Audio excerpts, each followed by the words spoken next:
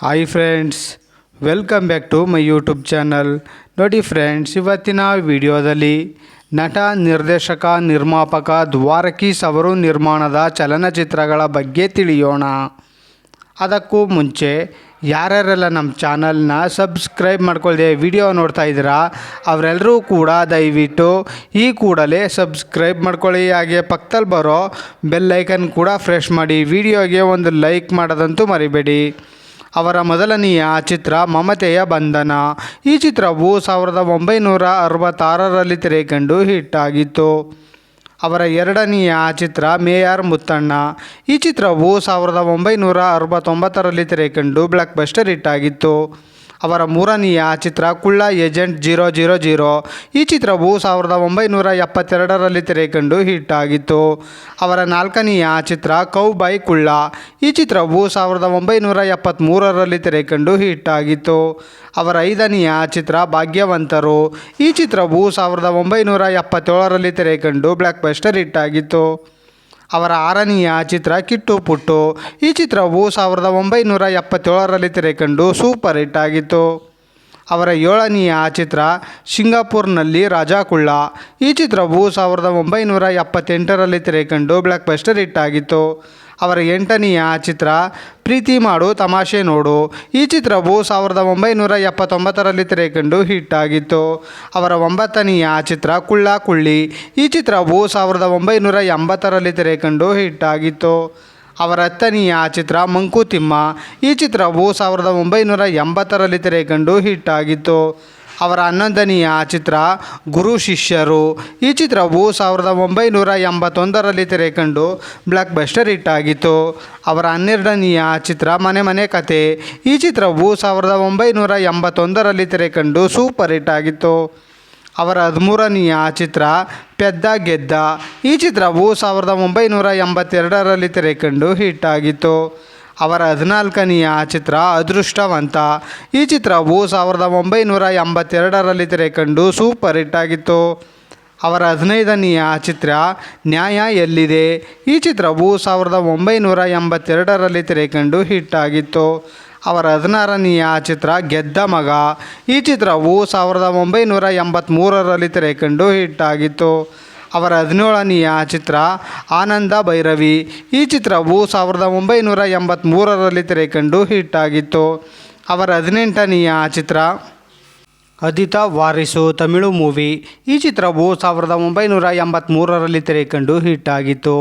ಅವರ 19ನೆಯ ಚಿತ್ರ ಪ್ರಚಂಡ ಕುಳ್ಳ.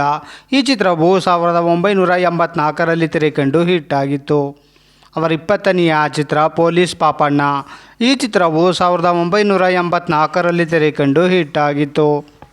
ಅವರ 21ನೆಯ ಚಿತ್ರ ಇಂದಿನ ರಾಮಾಯಣ. ಈ ಚಿತ್ರವು 1984ರಲ್ಲಿ ತೆರೆಕಂಡು ಸೂಪರ್ ಹಿಟ್ ಆಗಿತ್ತು. ಅವರ 22ನೆಯ ಚಿತ್ರ ಗಂಗ್ವಾ ಹಿಂದಿ ಮೂವಿ. ಈ ಚಿತ್ರವು 1984ರಲ್ಲಿ ತೆರೆಕಂಡು ಹಿಟ್ ಆಗಿತ್ತು. ಅವರ 23ನೆಯ ಚಿತ್ರ ನೀ ಬರೆದ ಕಾದಂಬರಿ. ಈ ಚಿತ್ರವು 1985ರಲ್ಲಿ ತೆರೆಕಂಡು ಬ್ಲಾಕ್ ಬಸ್ಟರ್ ಹಿಟ್ ಆಗಿತ್ತು. ಅವರ 24ನೆಯ ಚಿತ್ರ ನೀ ತಂದ ಕಾಣಿಕೆ. ಈ ಚಿತ್ರವು 1985ರಲ್ಲಿ ತೆರೆಕಂಡು ಹಿಟ್ ಆಗಿತ್ತು. ಅವರ 25ನೆಯ ಚಿತ್ರ ಮದುವೆ ಮಾಡು ತಮಾಷೆ ನೋಡು. ಈ ಚಿತ್ರವು 1985ರಲ್ಲಿ ತೆರೆಕಂಡು ಸೂಪರ್ ಹಿಟ್ ಆಗಿತ್ತು. ಅವರ 26ನೆಯ ಚಿತ್ರ ಬ್ರಹ್ಮಗಂಟು. ಈ ಚಿತ್ರವು 1985ರಲ್ಲಿ ತೆರೆಕಂಡು ಸೂಪರ್ ಹಿಟ್ ಆಗಿತ್ತು. ಅವರ 27ನೆಯ ಚಿತ್ರ ನಾನ್ ಅದಿಮೈ ಇಲ್ಲೈ ತಮಿಳ್ ಮೂವಿ. ಈ ಚಿತ್ರವು 1986ರಲ್ಲಿ ತೆರೆಕಂಡು ಸೂಪರ್ ಹಿಟ್ ಆಗಿತ್ತು.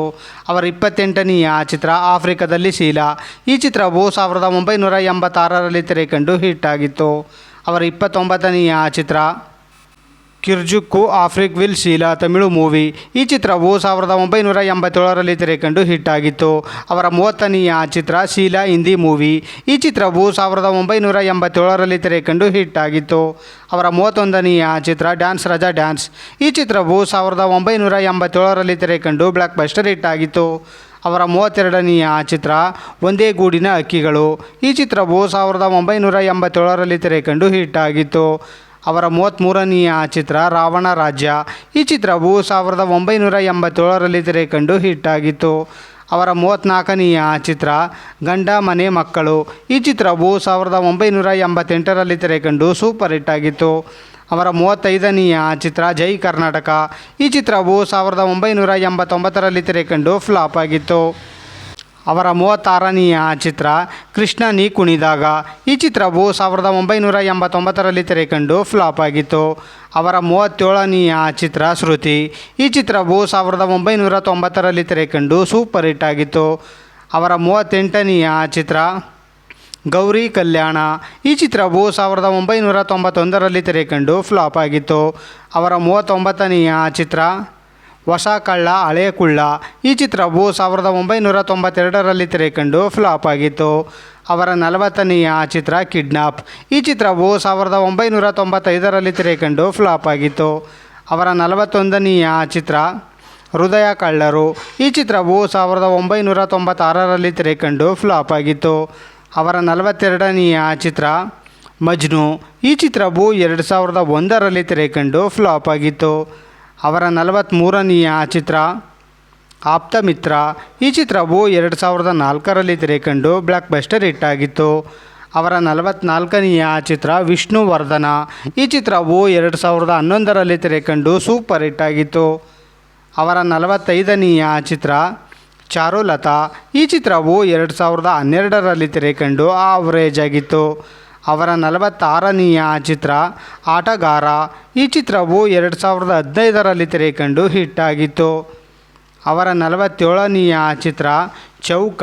ಈ ಚಿತ್ರವು 2017ರಲ್ಲಿ ತೆರೆಕಂಡು ಸೂಪರ್ ಹಿಟ್ ಆಗಿತ್ತು. ಅವರ 48ನೆಯ ಚಿತ್ರ ಅಮ್ಮ ಐ ಲವ್ ಯು. ಈ ಚಿತ್ರವು 2018ರಲ್ಲಿ ತೆರೆಕಂಡು ಹಿಟ್ ಆಗಿತ್ತು. ಅವರ 49ನೆಯ ಚಿತ್ರ ಆಯುಷ್ಮಾನ್ ಭವ.